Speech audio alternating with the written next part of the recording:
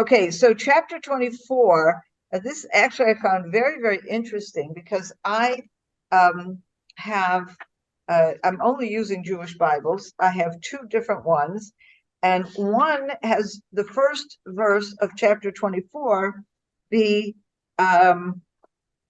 David went from there and stayed in the wildernesses or the fortresses of En Gedi, and I have another one that the first verse actually starts the next verse, which is when Saul returned from pursuing the Philistines. So what do you have as the first verse of chapter 24?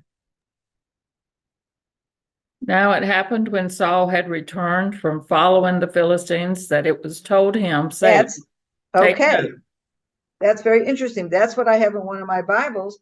And it really does make sense because at the very end of chapter 23, we have, if you'll recall, Saul has his whole big army and he's chasing after David and he's about to close in on him when he receives a word of a messenger. And we talked about the messenger.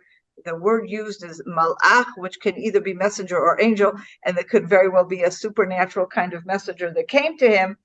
And he leaves and goes off to fight the Philistines. And so we have them parting ways at that point where Saul goes to chase the Philistines.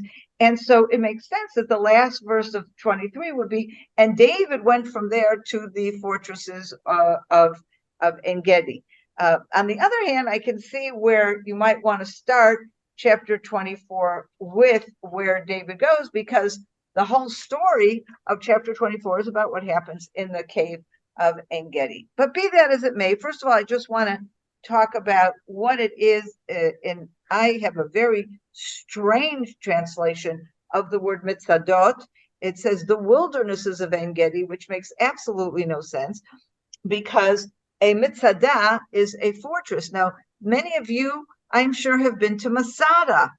Okay, Masada. What's a Masada? It's this fortress carved into the rock, which is these boulders. These, I don't even know what you would call them. These mountains of rock.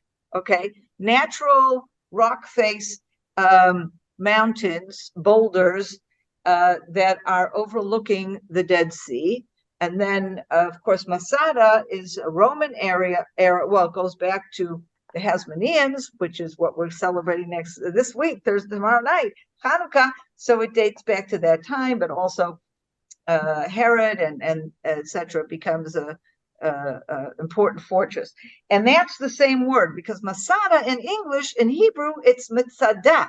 Mitzadah means a fortress or a stronghold. And I also look back because, like a few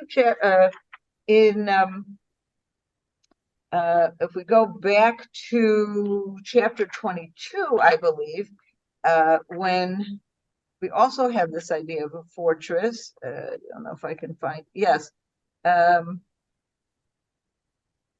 don't know. I don't have it all there. It doesn't matter. But I looked at another place where it uses the very same word. And it does translate it as fortress. So why here, this Bible translated as wildernesses, I have no idea. Do you have wilderness or fortress? In verse 29 of the previous chapter, I have strongholds, and because the verse is repeated. And in verse 1 of 24, it says wildernesses. No, wilderness is correct because that's a different word. Yeah. Okay. The Hebrew word is plural.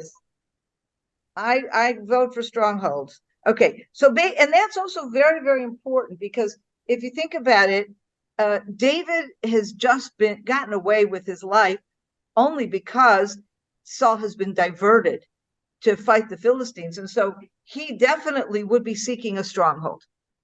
So it makes sense that he's just not hanging out somewhere in the wilderness, but he's in a stronghold. Okay. En Gedi, as those of you who have visited Israel will know, is just north of Masada. It's also it's at the northern edge of the Dead Sea, and it's again in those cliffs that overlook the Dead Sea. Although what makes En Gedi unique is that there's these natural streams that flow from these rock formations down into the valley below, into this river, Nachal David. It's a wadi or a dried riverbed and when it rains, you have the Ein Gedi itself, the stream does have the trickle and it goes down into a pool, but it's part of the system of these wadis, which are these rivers that are usually dry, but when you have a big storm, it'll be an area of flash floods. So this is the area where David is now. He's in these desert mountains at the edge of the wilderness of En Gedi, or the wilderness of Judea. Okay, so that places him there. Now let's go on. When Saul returned from pursuing the Philistines, he was told that David was in the wilderness of En Gedi. So Saul took 3,000 picked men from all Israel and went in search of David and his men in the direction of the rocks of the wild goats. So first of all, he takes 3,000 men, and as you may recall, 3,000 men is his army, because let's take a look at chapter 13.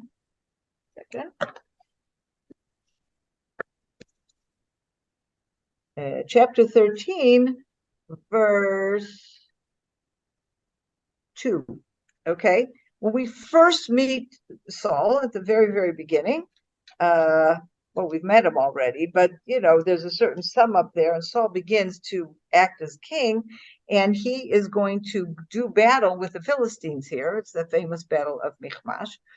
And what do we learn? Saul picked 3,000 Israelites, of whom 2,000 with Saul and Michmash in the hill country of Bethel, and 1,000 with Jonathan, etc.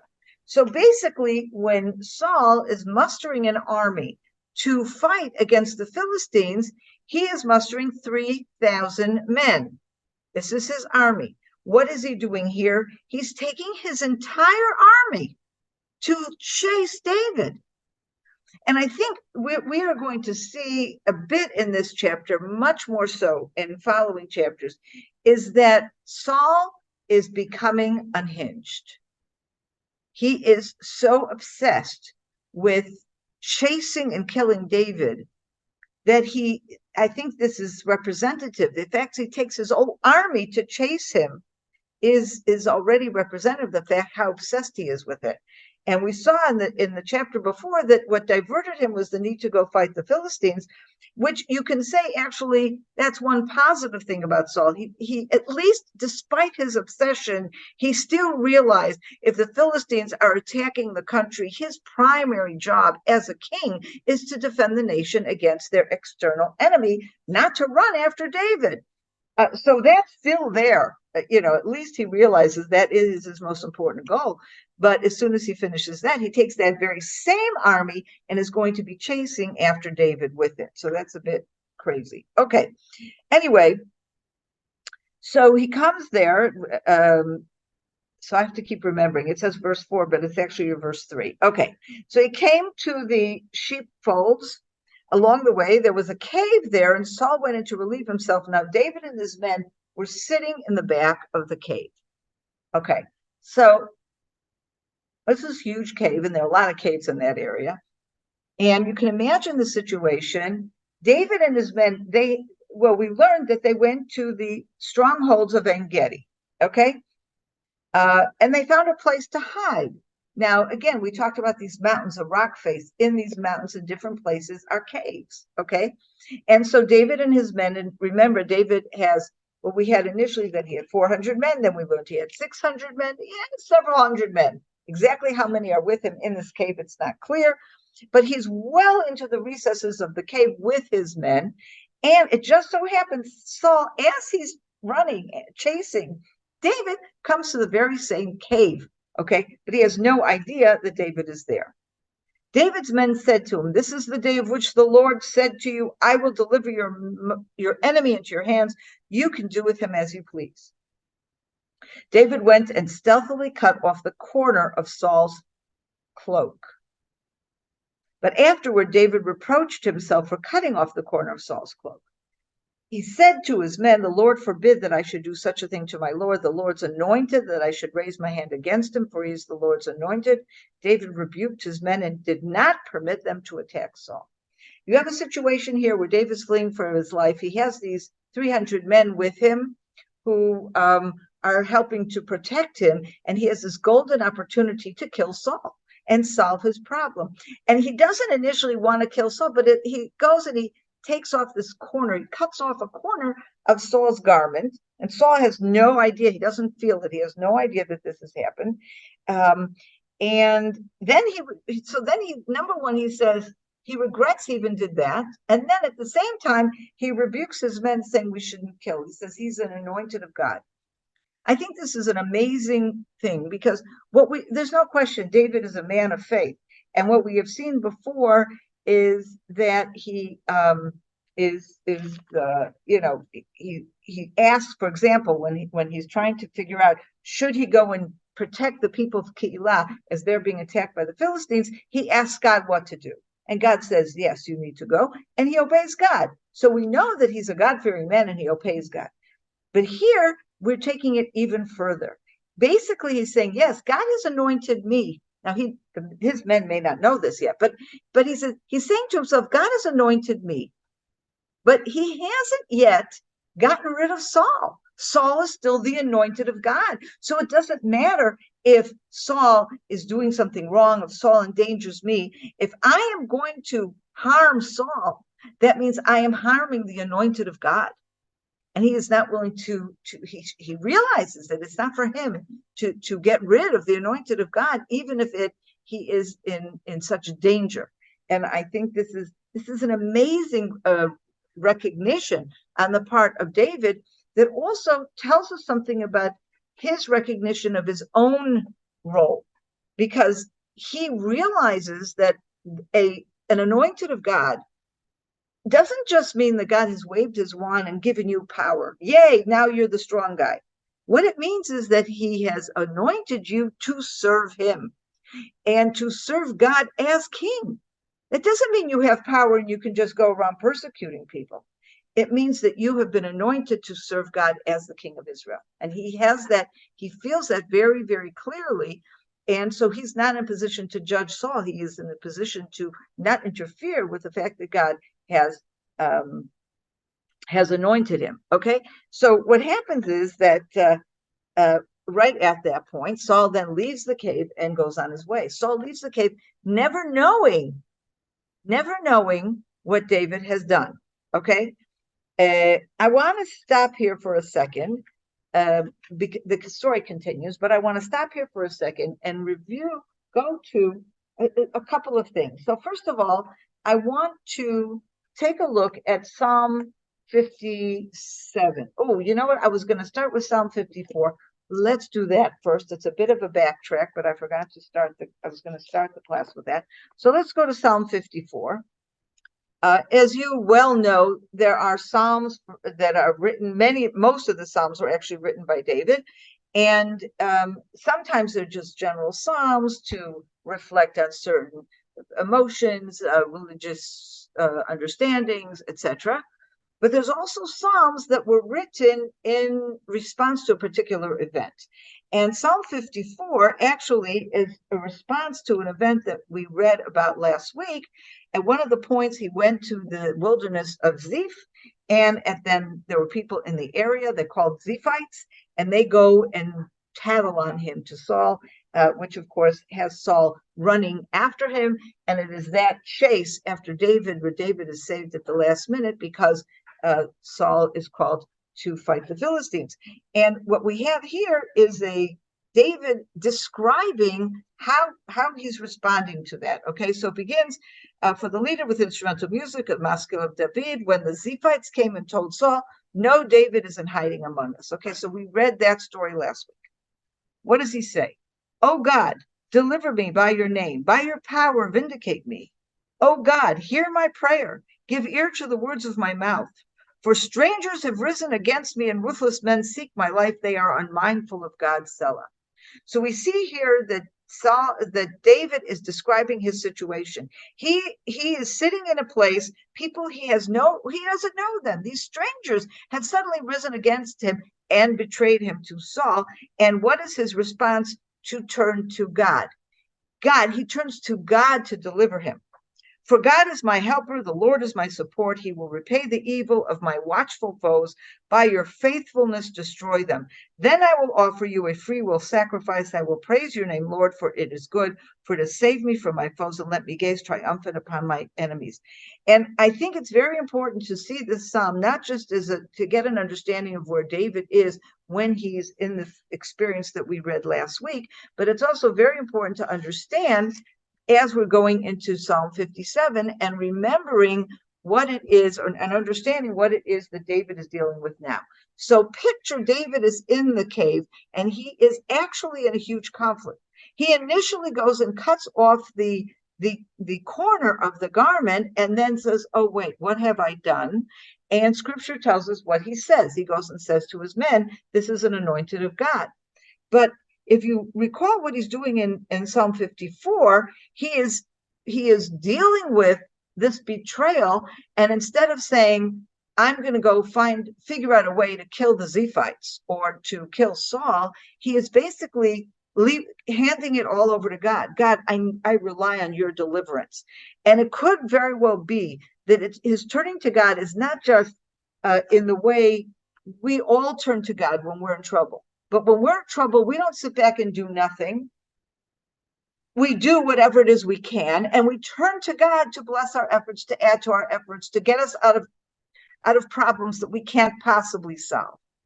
But if we see this attitude in conjunction with what we just read, it is not just God help me in my efforts. It's that David is saying, I cannot do very much because Saul is anointed of God, and therefore you are the only one who can solve my problem.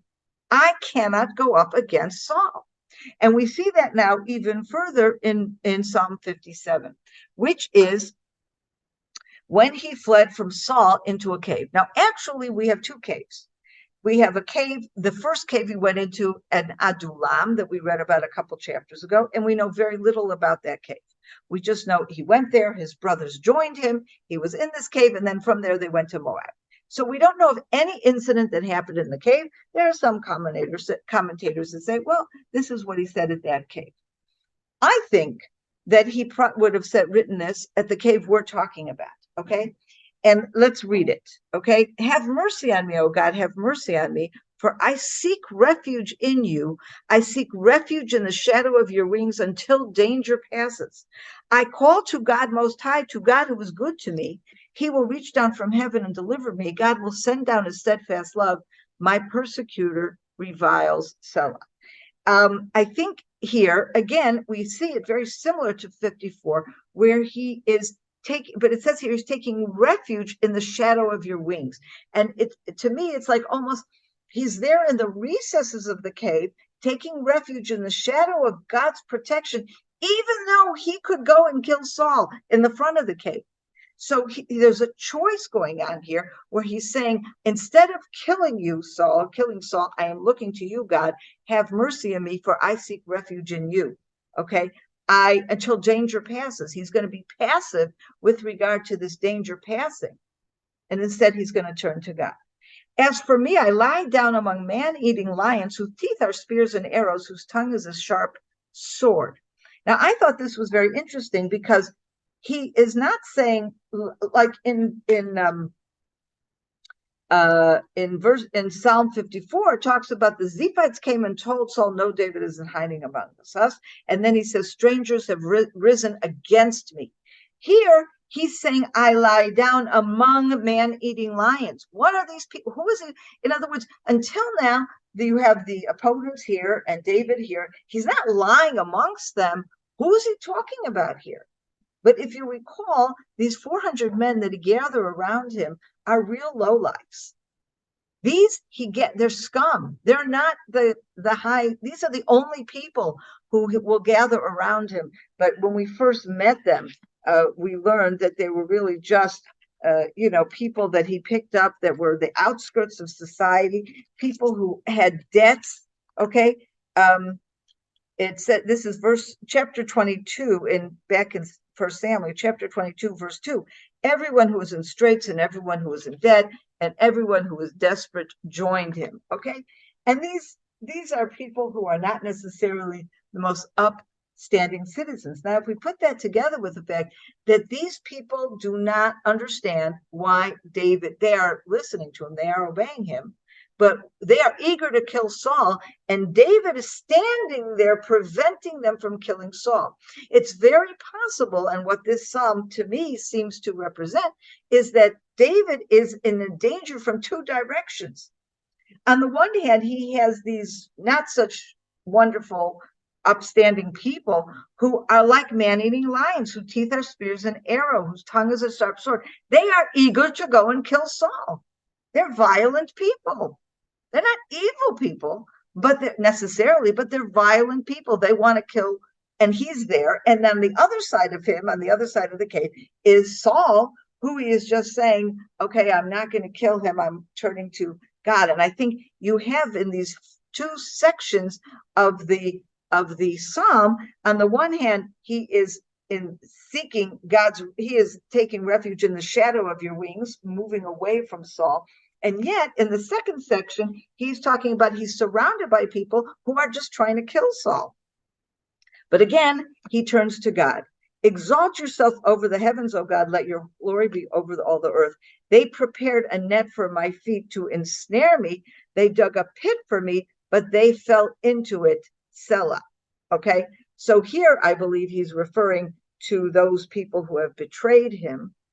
Whether it's Doeg in the story of Noah, whether it's the people from Ziph, and there will be additional people. These are the people that he is. I think he got out of this, but he's hoping that God will continue to trap those people and trapping him. My heart is firm, O God. My heart is firm. I will sing. I will chant to him. Awake, O my soul. Awake, O harp and lyre. I will wake the dawn. I will praise you among the peoples, O Lord. I will sing a hymn to you among the nations, for your faithfulness is as high as heaven. Your steadfastness reaches to the sky. Exalt yourself over the heavens, O God. Let your glory be over all the earth. I think it's just amazing. David, in the depths of his most desperate times, okay, where he is really surrounded by so much danger, would be able to compose such a beautiful poetry as we see here in Psalm 57. Okay, so let's just go back to our story and finish up what happens next. Okay, so then he goes out of the cave, and this is when things get really interesting. David also went out of the cave, called after Saul, my Lord King. Saul looked around, and David bowed low in homage with his face to the ground. And David said to Saul, why do you listen to the people who say David is out to do you harm? You can see for yourself now that the Lord delivered you into my hands in the cave today. Put that together with what we just read in 57, where he turns to God to save him, and now he's recognizing, yes, God has saved him. God is, Saul left, okay? He said this prayer, wrote this psalm, whatever, and then Saul leaves. And so he is realizing for himself, the Lord delivered you into my hands. And though I was urged to kill you, I showed you pity. For I said, I will not raise a hand against my Lord, since he is the Lord's anointed. Please, sir, take a close look at the corner of your cloak in my hand, for when I cut off the corner of your cloak, I did not kill you. You must see, okay, so he's showing in the end, he regretted cutting off the corner of his garment, but at the end, he was using this now, and he probably realized, it's probably a smart thing that I cut off the end of his garment, because I can use this now. And he's using this to show Saul, I never had any evil intentions against you. I was so close to you, I cut off your garment and I didn't touch you. I have no interest. And he says that to him, you must see plainly, I've done nothing evil or rebellious. I've never wronged you. You are bent on taking my life. May the Lord judge between you and me. And may he take vengeance upon you for me, but my hand will never touch you. As the ancient proverb has it, wicked deeds come from wicked men. My hand will never touch you. Against whom has the king of Israel come out? Whom are you pursuing? A dead dog? A single flea? So he's saying, I'm just an ordinary, I'm worse than an ordinary person. I'm a nothing. Why are you chasing me? May the Lord be arbiter, may he judge between you and me, may he take note and uphold my cause. And of course, there's a huge turning point here. And we see Saul calling out to David, is that your voice, my son David? And we have a glimpse of what that relationship used to be when he asked for David to come and play the harp when he was feeling very low, when he relied on David to lead his armies into battle, and when he counted him as one of his closest men. And Saul broke down and wept. He said to David, "You are right, not I, for you have treated me generously, and I have treated you badly. Yes, you have just revealed how generously you treated me, for the Lord delivered me into your hands, and you did not kill me. If a man meets his enemy, does he let him go his way unharmed? Surely the Lord will reward you generously for what you have done for me this day. I know now," listen to this, "I know now that you will become king, and that the kingship over Israel remain in your hands." Now, we recall that last week, when we discussed chapter 23, we saw that Jonathan came to David and said, I know you're going to be king, and my father knows it too. But we never heard Saul say that. And here we hear Saul say it. Saul admits, "I know you will become king." And so what does he ask him? Very similar to what Jonathan asks him. "To swear to me by the Lord that you will not destroy my descendants or wipe out my name from my father's house." David swore to Saul. Saul went home, and David and his men went up to the stronghold. So on the one hand, you feel like this is happy ever after, that that Saul admitted his wrongdoing, and David admits the fact, recognizes the fact that David will be king, and Saul just asks him to swear, which he does, that he will not destroy his descendants. Why is this an issue? Because usually when there's in ancient times, when there was an armed rebellion against the king, they didn't just kill the king, they killed all his descendants to be sure that he actually cut out the entire line, that entire line of kings. But so the son wouldn't take over. Whatever, you want to get rid of that dynasty and you must start a new one. Okay, and that would have been standard practice. And David, of course, has no interest. He's not going to kill the king. He certainly has no interest in killing his descendants, but he does swear that he will not destroy his descendants or wipe out my name from my father's house. Now, we would think that this is the end of it, happy ever after. Of course, unfortunately, we are going to see that in a few weeks' time, that Saul goes right back to what he was doing before. And when I see this switch like this, I have to believe that he's nuts. Okay, he's obsessed. He's not making any sense for him to, on the one hand, be so obsessed with David to want to kill him, be convinced that he is rebelling against him, and then by the same token, suddenly, in a flash, suddenly my son David. I mean, there is something almost schizophrenic that's going on here. One last thing that I want to point out that I think is very interesting. This whole thing about David ripping off the corner of Saul's garment, very similar, not just the similar words, but similar kind of situation we saw in chapter 15. Chapter 15, or is it 16? No, chapter 15. This is the issue here is Saul's failed battle with Amalek, where he didn't finish the job as he was supposed to. And Samuel comes to him and rebukes him and tells him, and if we look at chapter 15, verse 24, Saul feels terrible and he tries to repent. Saul said to Samuel, "I did wrong to transgress the Lord's command and your instructions, but I was afraid of the troops and I yielded to them. Please forgive my offense and come back with me. I will bow low to the Lord." And what does Samuel say to him? His response, "I will not go back for you have rejected the Lord's command, and the Lord has rejected you as king over Israel." Okay. And then we have this verse. As Samuel turned to leave, Saul seized the corner of his robe and it tore. Okay, and it was exactly the same kind of thing. He held on to the corner of his garment and tore it. And Samuel said to him, "The Lord has this day torn the kingship over Israel away from you and has given it to another who is worthier than you." So first of all, I think it is extremely interesting that at the point at which Saul recognized that David indeed will be king, we are talking about the fulfillment of what Samuel said to Saul back in chapter 15, when Saul grabbed Samuel's garment and ripped off the corner. Samuel says, "This is a sign to you that your garment will be ripped as your kingdom will be taken. And here we have David ripping the garment of Saul. And of course, he is the one who will take away the kingship of Saul. He will replace Saul as king.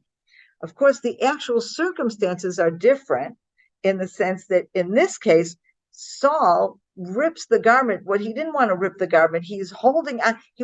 Samuel is leaving him and he wants to pull him back. He wants to come, stay, don't go away. So he holds on to his garment, but Samuel insisting on leaving, that's what creates the rip.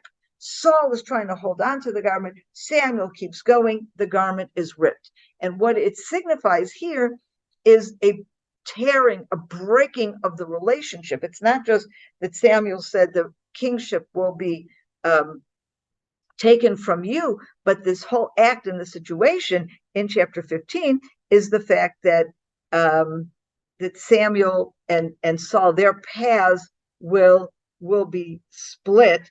And what we see in that same chapter, the last verse, Samuel never saw Saul again to the day of his death.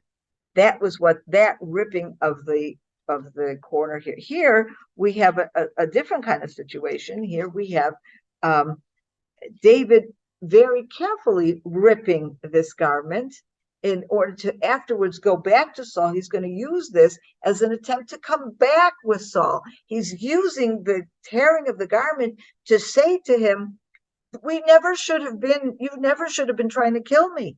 We really belong together. Look at this. I could have killed you and I didn't. So even it's the same action and it's connected, here the circumstance is very different. Okay. And so you may say, oh, wow, so here it's again, there it was a ripping of the relationship. Maybe here it is a mending of the relationship. And yet what we will learn in a couple chapters is that it did not mend the relationship. And if there is a kind of hinting of that, at the very end, we have to verse 28, Saul gave up his pursuit. At the very end of, I'm in the wrong place. Saul went home and David and his men went up to the strongholds. They didn't go back together. As much as Saul said to David, my son, he didn't say, David, come back and be one of my men. David still had to go to the strongholds. Saul went home. There is no fixing of that relationship. Well, of course, we'll see that for a fact later on. But even here, in the way this ends, the ripping of the garment is really, even though the context was an attempt by David to bring them together again, at the end, the garment was ripped. The relationship has been sundered. That's it. Any comments? Sondra, this is Paul Lagno from Chicago. It's so great to hear your teachings. Thank you, Paul. I am humbled by them. We are studying this on Sunday mornings in our class. You are like, you give us the preview. We are right in the same chapter. We're in chapter 23 now. Oh, okay. So last week, in fact, Joyce was able to bring out a few things that you taught us. So this is wonderful. I'm thinking this is representative of what's been going on for the last 75 years in Israel. That you have this united kingdom that has come back after so many years, and you've got the secular and the religious represented in Saul and David. And it seems like there's so many parallels here. And then I think that Solomon would represent the United Kingdom under Mashiach when the temple is rebuilt. What do you think about that idea? It just seems, it seems like Saul went crazy after he didn't destroy the Amalekites.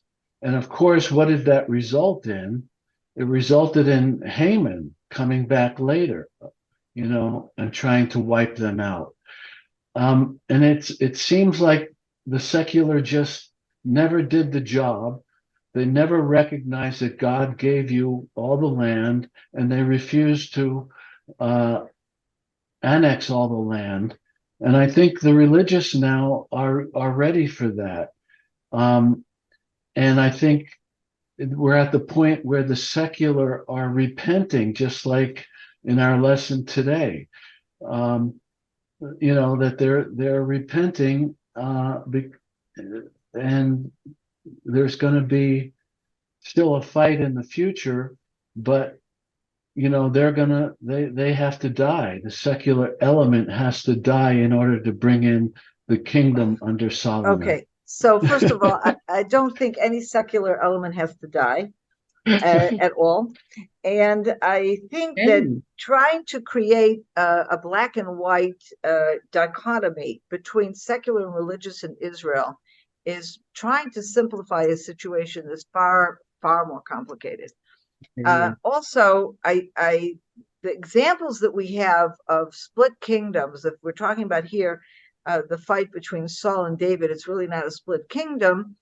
Right at this point, David's just a guy, and Saul is chasing him.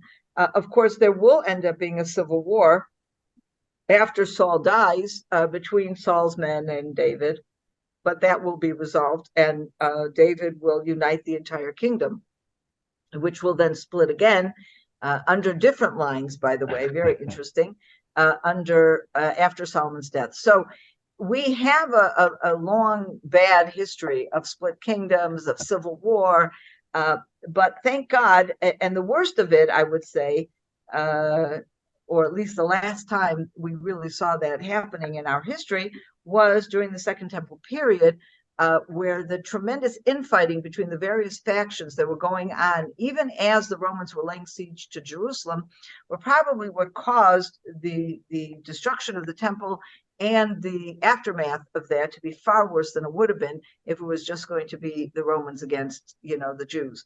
It was this infighting and even hatred between the different factions that caused so much trouble. And ever since then, there has been a scar, I would say, in the Jewish people that says anything but civil war. And one of the things that was most distressing about all the heated demonstrations on both sides, over the past year up until October, was that it wasn't, nobody wanted to go beyond yelling and screaming. And yelling and screaming is disturbing, but it's not violence. And that seemed to be, I would say, a bottom line. There were people who said, oh, this is going to be violent. I never believed it was going to be violent. And then there were people who said, when the war broke out, oh, look, everyone's come together. The unity isn't amazing. It's really not amazing. It is amazing. It's amazing if you look at it from the outside. But the truth is that this is who we are. Yelling and screaming, yes. Many different ideas, yes. But civil war, trying to kill one another, no. No, that is a red line that we will not cross. So I don't see us engaging in a battle to the end against the secular. The other thing is, it's very difficult to say this one's secular and this is religious, because the vast majority of the people of Israel are really across this spectrum. If you listen to news in Israel, even people, at different points of view, everybody says, please God, let's hope to God, let's pray. I mean, it is everywhere. So you have this small group of people who are very secular, maybe atheist even, that does exist, but they are such a minority in the country.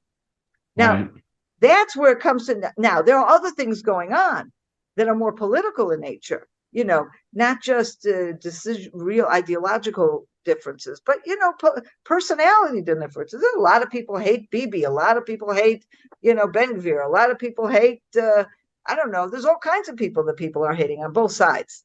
Okay. And that's not good. I can get up and argue my position. Of course, I've always been very strongly in favor of a religious position. I believe the whole land of Israel belongs to the Jewish people. I believe we should annex it. I can get up and argue this and get very heated about it. But there's a big difference between having that kind of discussion and wanting to kill somebody because they don't agree with you. And so this cannot. Sondra, when I say kill, I mean stop. Just not literally. I don't mean that in a literal sense. Okay, that's good. But all I'm saying is that it is a process, and I do believe we are in a redemption process now where a lot of these things are being worked out, and sometimes it's very difficult and challenging and painful. And I would say that we, on the one hand, there's enormous unity in the country today as